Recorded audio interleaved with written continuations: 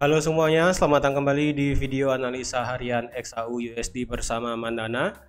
Ini adalah analisa harian XAU USD pada hari ini, tanggal 17 Mei 2023. Seperti biasa, jika teman-teman suka dengan videonya, teman-teman jangan lupa like dulu videonya, subscribe bagi yang belum subscribe, hidupkan lonceng dan di-share yang sekiranya memerlukan analisa harian di XAU USD pada hari ini. Sebelum saya mulai, seperti biasa disclaimer dulu. Jadi semua hal yang saya sampaikan di sini itu bersifat edukasi dan tidak ada unsur paksaan untuk teman-teman ikut ke dalam video analisanya. Jadi segala aktivitas trading itu kembali lagi menjadi tanggung jawab pribadi teman-teman sendiri. Karena tujuan di sini itu adalah untuk edukasi, untuk sama-sama belajar, untuk bisa memprediksi dan menganalisa market kemana arah pergerakan selanjutnya. Yang pada intinya kita bisa menghasilkan profit di XAU USD pada kesempatan kali ini. Jadi langsung aja kita lihat yang kemarin. Nah, di sini seperti yang sudah saya buat juga dari hari kemarin ya. Kemarin dan juga kemarinnya lagi, yang dimana yang ingin ambil posisi sell selama harga itu masih di bawah 2021. Teman-teman bisa ambil sell di sini dengan target terjauhnya itu di 2000. Yang dimana di sini teman-teman kalau yang sempat ambil sell di sini itu teman-teman sudah mendapatkan profit sebanyak 180 pip ke bawah ya. Dari 2018 sampai 2000. Walaupun potensi dari penurunan kemarin malam itu bisa lebih, yaitu sampai ke 1986. Tapi istilahnya teman-teman yang kemarin sudah ambil sell kemarin di sini sudah profit sampai di 2000 ya. Jadi mungkin teman-teman yang sudah ambil profit sell kemarin mungkin bisa info di kolom komentar di bawah siapa saja yang kemarin sempat ambil posisi sell seperti yang ada.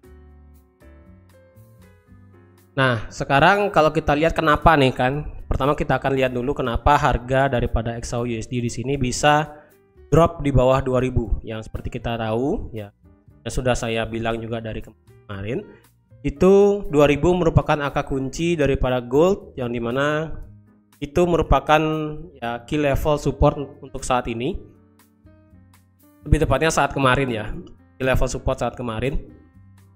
Jadi kalau dilihat 2000 itu sudah di break. Dan kalau kita lihat ada berita kenapa kemarin ya, sebenarnya kemarin itu kita ada berita dari segi retail sales, yang dimana sebenarnya retail salesnya itu tidak begitu signifikan berpengaruh ya. Sebenarnya kalau kita lihat retail sales ini kan keluar di jam setengah 9. Kalau kita lihat itu yang ada membuat XAU USD membuat kenaikan ya. Ini jam 20.30 ya. Teman-teman bisa lihat di sini.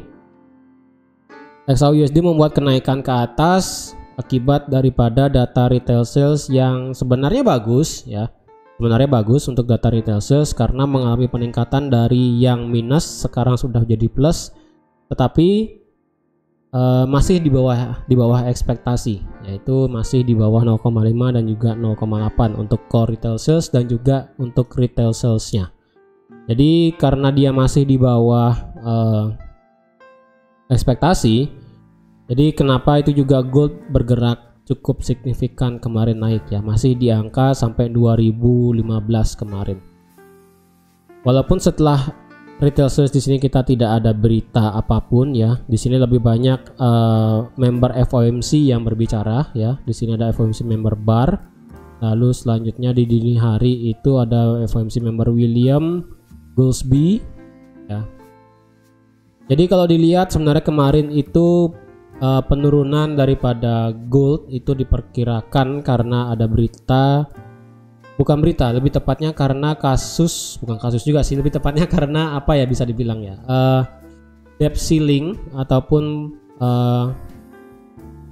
apa ya bahasanya, debt ceiling kayak batas utang daripada Amerika Serikat itu mengalami keraguan-raguan, dalam artian apakah batas utangnya ini mau dinaikkan atau tetap stay di situ. Walaupun untuk saat ini Partai Demokrat dan juga Partai Republik menyatakan bahwa optimis untuk menghindari gagal bayar Amerika Serikat untuk yang pertama. Jadi kalau kita tahu bahwa utang di negara Amerika Serikat itu sendiri mempunyai utang yang sangat besar. Saya lupa itu angkanya, 4 triliun US dollar kalau nggak salah ya, 400 atau berapa itu saya lupa. Mungkin teman-teman bisa Google sendiri ya, jumlah utang negara United States ya, bisa di Google aja, mungkin akan kelihatan. Jadi oleh karena itu batas utang negara di Amerika Serikat itu menjadi concern untuk gold, karena ya otomatis pemerintah kan pasti akan menaikkan yieldnya, yang dimana yield dan juga treasury yield ya, treasury yield dan juga indeks mata uang dolar itu otomatis akan bergerak naik karena pemerintah menjual gold untuk bisa membayarkan utangnya, kayak gitulah bahasa kasarnya. Oleh karena itu, karena masih dalam pembicaraan ya, lebih tepatnya adanya ketidakpastian akibat daripada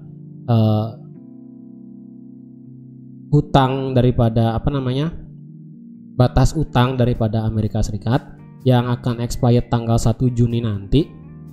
Itu saat ini saya rasa gold masih akan tertekan. Tapi sekali lagi itu hanya sekedar angin aja kayaknya, karena ini akan bisa selesai jika nanti di bulan Juni. Untuk hari ini secara berita USD kita nggak ada ya, secara berita USD, secara data yang penting kita tidak ada. Coba kita lihat dulu ya. Untuk hari ini secara berita USD kita tidak ada, kecuali cuma ada building permit doang. Itu sih nggak akan berpengaruh signifikan ya. Itu sih kalau menurut saya tidak akan terlalu berpengaruh signifikan untuk gold pada hari ini. Jadi untuk secara teknikal ya, market structure sekali lagi kita masih dalam kondisi uptrend ya. Entah di sini kita secara daily kita sudah lihat bahwa harga itu semakin lama semakin membuat teman-teman bisa lihat seperti ini ya. Nah, teman bisa lihat seperti ini. Ini sudah simpelnya adalah pergerakan harga itu seperti ini ya, dimana harga itu terus membuat higher high, higher high, higher low, higher low. Harga sudah membuat new higher high ya. Ingat, harga sudah membuat new higher high. Dan sekarang apakah harga sedang membuat new higher low? Bisa saja terjadi ya. Bisa saja terjadi. Karena menurut saya untuk dia bisa break ke bawah ataupun merubah trennya, otomatis dia harus bisa break daripada higher low-nya. Higher low-nya sekarang itu ada di 1970. Jika 1970 di break dan mengejar ke bawah, maka kemungkinan tren market structure yang bullish saat ini kemungkinan akan bisa menjadi bearish. Tapi karena 1970 itu masih jauh di bawah ya, saya rasa di sini penurunannya itu hanya sebagai koreksi aja ya. Entah koreksinya ini sudah selesai atau belum, kita akan lihat sekarang. Dan apakah ini akan membuat higher low? Bisa saja ya. Untuk sekarang untuk di XAUUSD ya, XAUUSD sebenarnya penurunan kemarin malam itu tepat sampai di area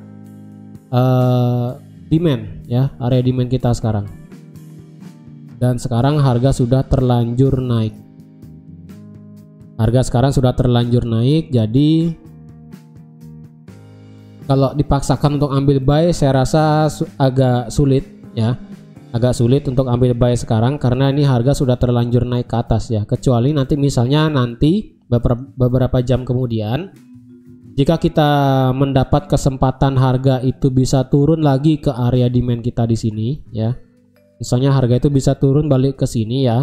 Bisa turun balik lagi ke sini. Di sini kita akan bisa ambil posisi buy dengan target pertama itu sampai di 2000 dulu. Ingat, 2000 itu merupakan area kunci ya. Jadi jika dia masih di bawah 2000 itu bukan berarti harga akan masih terus bergerak turun ya. Hanya 2000 itu hanya sebagai penghalang bisa dibilang ya. Jadi jika masih di bawah 2000, buyer itu belum sepenuhnya masuk ya.